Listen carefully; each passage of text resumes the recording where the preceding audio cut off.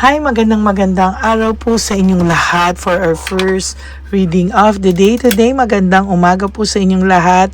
Happy Monday, kahit po maulan na Monday, no? Maraming salamat po sa lahat ng nanood ng ating first, second, third reading kahapon. At ngayon po ay tayo ay magbibigay ng first reading of the day on a rainy Monday, no? Kamusta po ang inyong gabi, no? I hope safe po kayo lahat, at para naman po sa mga binabahaang lugar, kayo po ay mag-iingat, ha? Mag-ingat po kayo, at alam niyo naman po ngayon ang ating panahon, may habagat, so kayo po ay mag-ingat, no? Tingnan po natin ngayon kung ano po ang makikita natin sa ating first reading of the day. Happy birthday po kay Lady Glad. Ayan, Lady Glad na lagi pong nanonood sa akin. August 10 ang kanyang birthday. Shout out sa iyo. Happy birthday po from the bottom of my heart. And thank you for being a loyal, solid, and faithful na Lady Elena family na lagi pong nakaabang sa ating live. Happy birthday, Lady Glad. Ayan, shinout out po talaga kita. Okay? I hope na panood mo po itong ating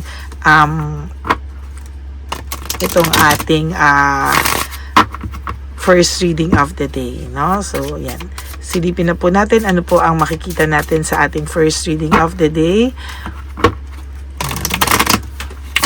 I'll just do a random po, no, para makita kung ano ang dapat makita, no? So, sige, tingnan po natin. Ito na lang natin lagay. Okay, for your first card, we'll see, no? For your first cards is Three of Swords, no? Ito po ay talagang broken. Binigyan ka po ng sobrang sakit na binigay sa iyo ng taong ito. Sobrang trauma, sobrang lahat nandiyan na, no? Parang talagang itong taong to ay hindi ka parang hindi ka nga binigyan ng magandang magandang parang walking away, walking away, leaving everything behind. Parang sa nakikita ko po, parang hindi kanya binigyan ng napaka maayos na hiwalayan. Napakasakit po actually ng hiwalayan yung dalawa, and sa kanya po parang ang pakiramdam mo, baliwala na lang sa kanya lahat, at talagang sakit na sakit ka po sa ginawa ng taong ito. And sa nakikita ko po is hindi ka matahimik, nasasaktan ka masyado, at pakiramdam mo ay wala siyang ginawa man lang, no, na talagang pakiramdam mo iniwanan ka talaga nito sa ere, wala siyang ginagawa para itama yung mga ginawa niya sa iyong kasalanan. For some of you, may mga utang pa sa inyo na hindi pa binayaran, no? Parang iniwanan ka talaga nito sa matinding ere, no, na sinasabi ko talaga sa iyo, no? Pero sa lahat ng to, kahit ganyan yung pakiramdam mo talaga, no, sa lahat ng to, itong taong ito talaga, kahit matigas po ang mukha nito, siya po ay nagre-reflect, the Hermit, no? Siya po ay nagre-reflect sa mga oras na to, or napapaisip din naman po siya, no, sa mga nangyari ngayon, or napapaisip po siya ngayon sa mga pinagagagawa niya po sa iyo. And to tell you honestly, itong taong to ngayon ay medyo nasasaktan na rin, no? May nangyayari sa kanya na para po siyang mababaliw, no? Para siyang may nangyayari sa kanya na hindi niya maipaliwanag. May nangyayari po sa kanya na parang tumitigil po yung ikot ng kanyang mundo, no? Yung Wheel of Fortune, the World yata to. Yeah, the World, no, in reverse is hindi po matapos-tapos. Wala siyang end of phase. Hindi matapos yung phase na to sa buhay niya, kasi binabalikan po siya talaga ng sa isip niya, parang nagre-rewind lahat ng mga pinagagawa niya. At kahit pa paano yung konsensya niya po, no, nandoon, and sa nakikita ko talagang sobra po yung hindi niya po alam kung ano po talaga ang kanyang gagawin, sa totoo lang. The Lovers, ayan, naguguluhan po siya, parang naiisip niya may pagmamahal pa siya sa'yo, pero sobrang sama ng ugali niya. Parang siya po mismo, hindi po siya makapaniwala kung namimiss ka ba niya may pagmamahal pa ba talaga siya sa'yo, no? Parang sa nakikita niya is, para raw siyang, parang hindi niya po maintindihan bakit kanya laging naiisip lately. Bakit ka daw po pumapasok sa isipan niya, and parang nahihirapan siyang tanggapin na pumapasok ka sa isipan niya, nahihirapan siyang tanggapin na siya ay parang nakakaramdam ng pagkabagabag or siya po ay naaaligaga at naiisip kanya, no? Parang naguguluhan siya at nagugulumihan siya sa mga nangyayari sa kanya ngayon. And sa nakikita ko din po, the sun in reverse, to lagi itong lumalabas ng sun na to. The sun in reverse is about depression, hopelessness, negativity, frustration, lahat ng negative emotions, no, ay nangyayari sa kanya, no. Maybe because itong person na to, whether aminin mo man or hindi, kahit naman gaano, alam mo, ang lahat naman po kasi ng tao, kahit gaano kasama, may natitira pa rin namang konsensya, no. Meron pa rin namang natitirang goodness sa kahit sinong tao na, syempre, di ba, kahit nga minsan sobrang sama, pero mahal pa rin nila yung nanay nila, no? Sobrang mahal nila yung nanay nila, kahit na gaano yung, alam mo yon, minsan kahit gaano ang pakiramdam mo dito, walang puso, pero magugulat ka na lang, mahal niya naman yung, ano niya, yung anak niya or yung nanay niya, kahit na anong sabihin mo dito, no? May mararamdaman at may mararamdaman niyang konsensya kahit na hindi niya pa gusto. Minsan nga 'yon, tama, no? Minsan hindi niya gusto yung mga nararamdaman niya, to tell you honestly, no? Minsan hindi niya gusto yung mga pakiramdam niya, pero nararamdaman pa rin niya, no? Kaya yung mundo niya talagang parang tumahimik, parang minsan nakakapag-isip siya, no? Hindi niya alam kung bakit gano'n, ano? Yung the sun in reverse is full of negative emotions, no? Full of frustration, depression.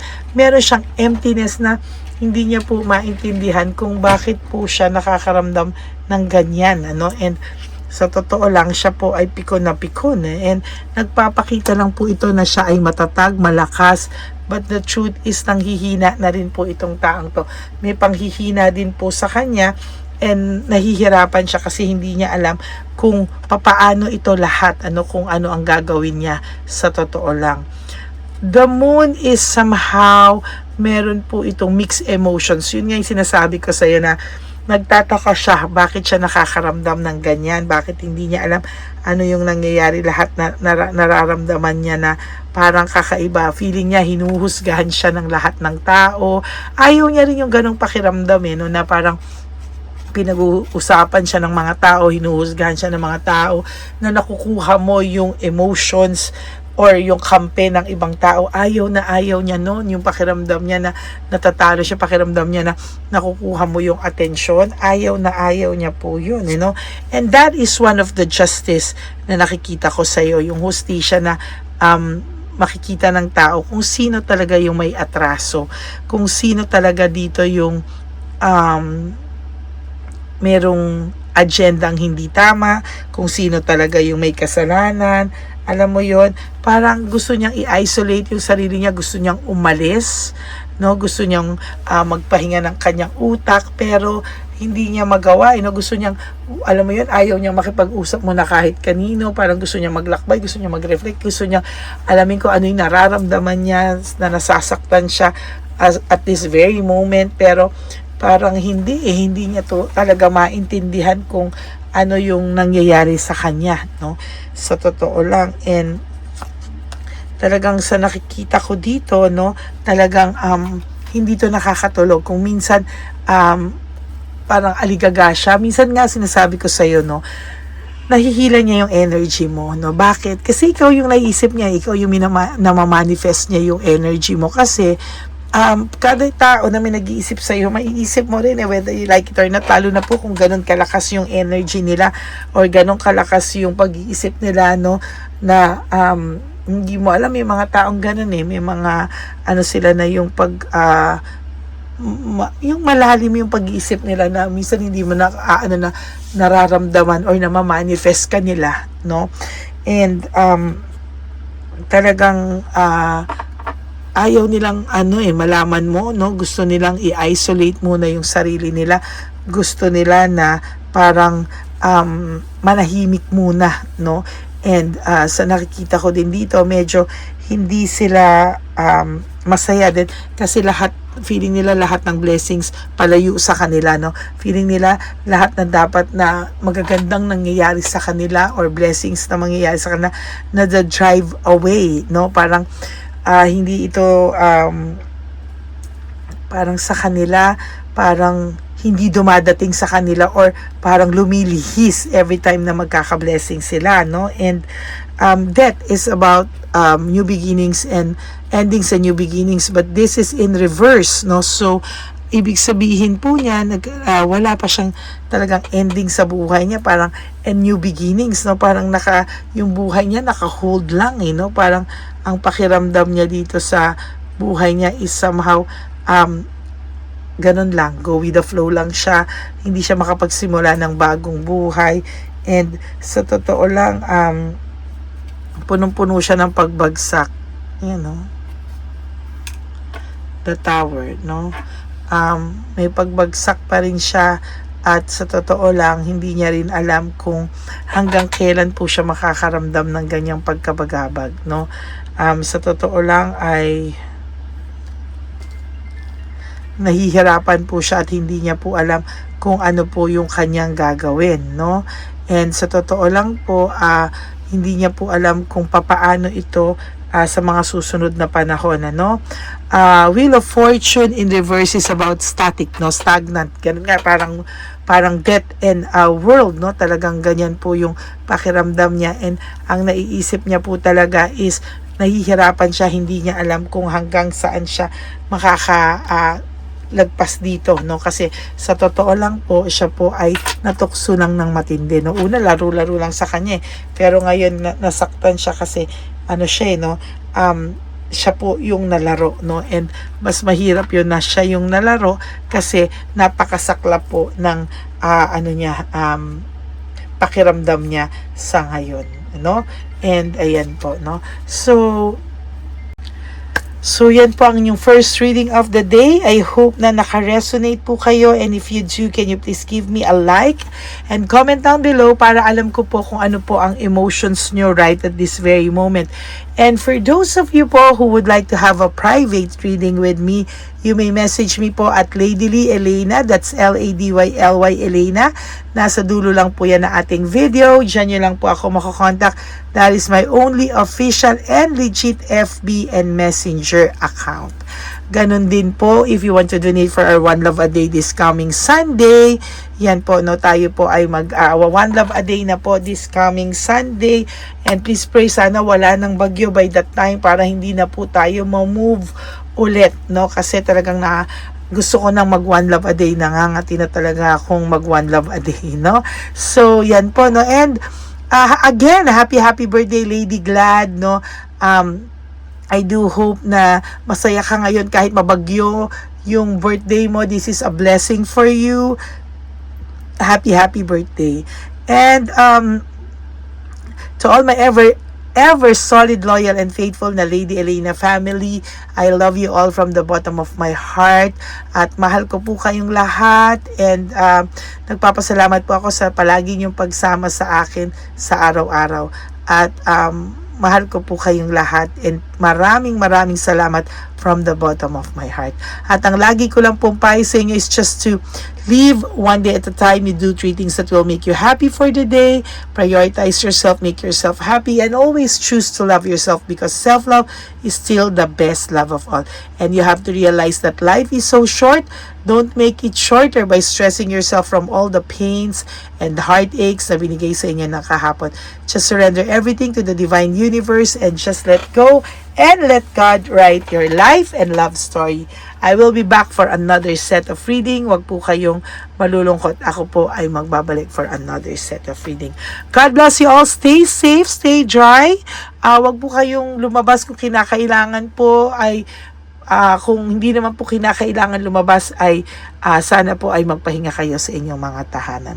God bless you all and I love you all from the bottom of my heart. Bye!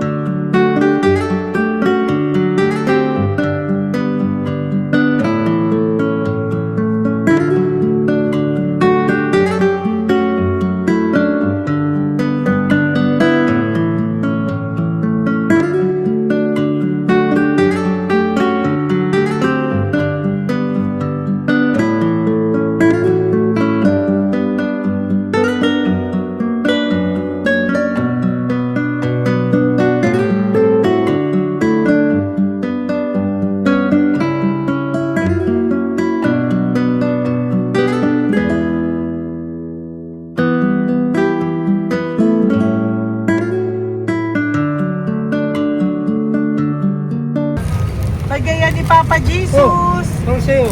Ito pa no. Go ahead. Pera. Wala na, that's it? Ito po pera. Ito pa pera, oh. Bigay ni Papa Jesus. Kain mo yan, ha? Wala ka ng pera dyan, ha? Okay lang kami.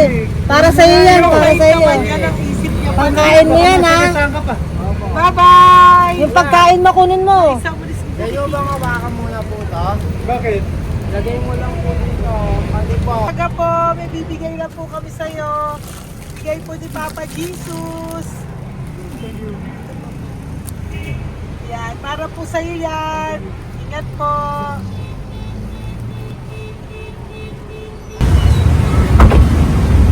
Gandang tanghali po. Bibigay po si Papa Jesus sa inyo. Salamat po. Ito po. Salamat po. Sige siya po kayo sa Ampaw. Thank you po. God bless po, nanay. Apo. Pangalaman po. God bless.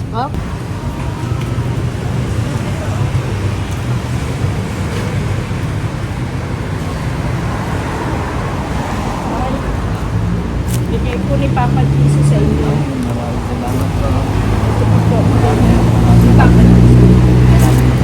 God bless po. Kuya, pangkain mo po yan, ha?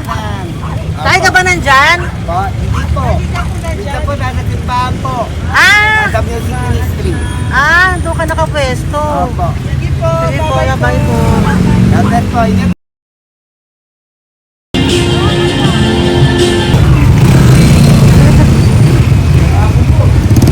Pabigay po ni Papa Jesus.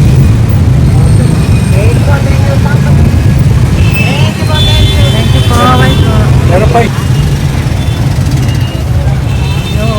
Bigay po ni Papa Jesus. Salamat po. Yun.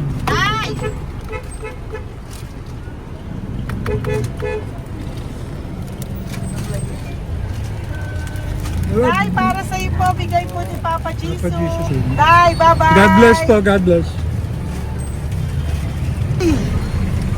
Para sa iyo po, bigay po ni Papa Jesus. Ayan po, bigay po yan sa iyo ni Papa Jesus. Thank you po. Amen.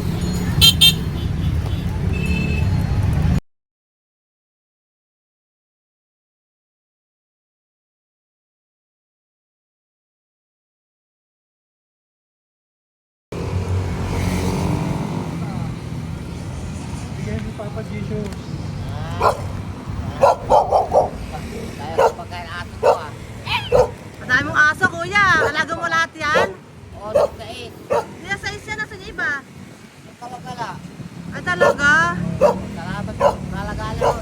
Eh, paano pagkain yan, kuya? Saan mo kinukuha? Sa tambay ko. Lahat. Ang dami. Ang dami niya pong aso. Ito. Oy, ang daming aso ni kuya. Sais. May nagbibigay sa inyo pagkain. Nangangalakal ako. Okay po. Tapos, Kaya mo kuya, pag nadaan ako, bibigyan kita ng dog food dito, ha? oo. Ito ka lang ba lagi? Oo, dito ako nagtutulog. Okay po, sige. Okay po. Marami din akong aso sa bahay, eh. Salamat po. Okay po. Isa. Kuya, pangkain mo yan, kuya.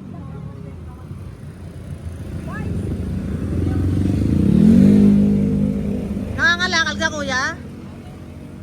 Sige po, thank you po. Maraming salamat, ma'am. May pagkain ka, nanay. Sa hirap ng buhay ngayon. Ba't nandito ka, nay? Tagasan ka ba? Rheumatism ang sakit ko eh. Tagasan ka ba, nay? Sa plado eh. Sa Pladway. Oo. Okay po.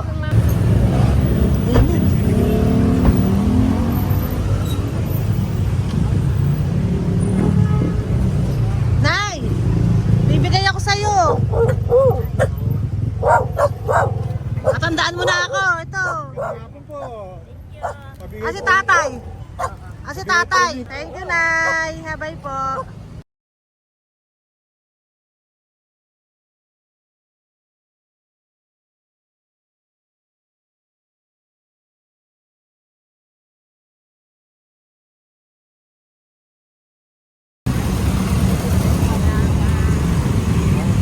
God bless, Nay. Thank you po.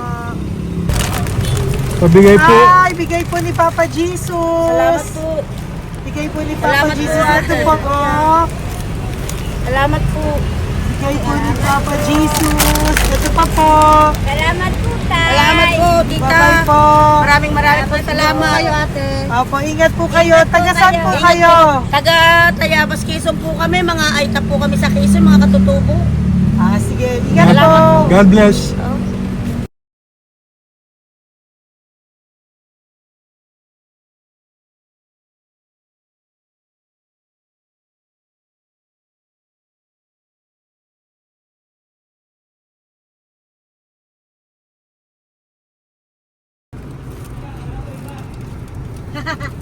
Tay, Tinatawag niya bigay po ni Papa Jesus. Thank you po.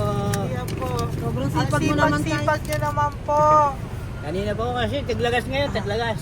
Pang merienda niyo po yan, Sige po, ha. salamat po sa inyo. Tapos yung road bags po, Kala ko uwi sino niyo po. binubusinahan niya eh.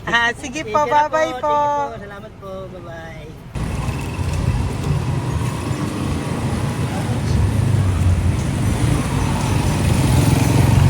Brother. Basta. Pabigay ni Papa Jesus. Ang sa'yo. Ang kaya mo yan, ba't hindi ka makatayo? Na ano ka? Okay. Sige, bye-bye. Hello po! Salamat. Para sa inyo po, bigay ni Papa Jesus. Thank you very much. Hindi po, bye-bye po. God bless you. Tay! Magandang hapon po. Bigay po ni Papa Jesus. Ito pa po, Tay. Para sa inyo po. Bye-bye po.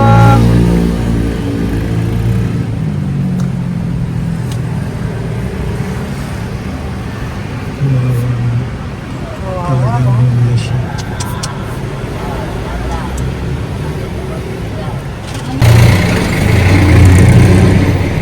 Ate! Ate, Kaya lang, baka maano siya.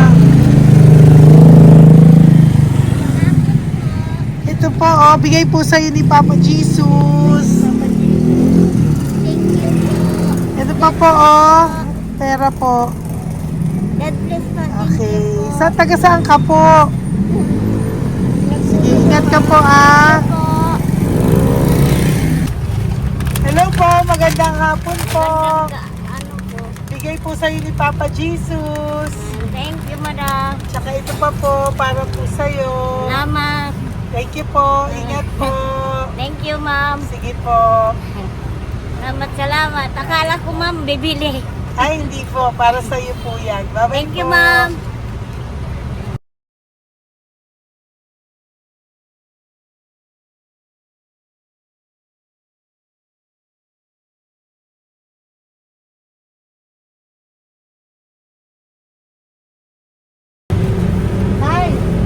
Hirap na hirap. Bibigay po ako ng gusto. Hirap na hirap Dito siya. po tayo, dito pa kabila. Hindi mo siya lies pa yan. Kawawa naman. Tay, magandang araw po. Lord. Bigay po ni Papa Jesus. Ay, ito po, anong pandagdag po? Pagdagdag po. Bigay po ni Papa Jesus. Thank you po. Thank you po, Kawawa naman. Diyos ko, hindi na siya makaano ko. Ano? Tama, may tataligin lahat. Ano kami yan? Narinig ko lang. Siyempre, ang bigat niyan.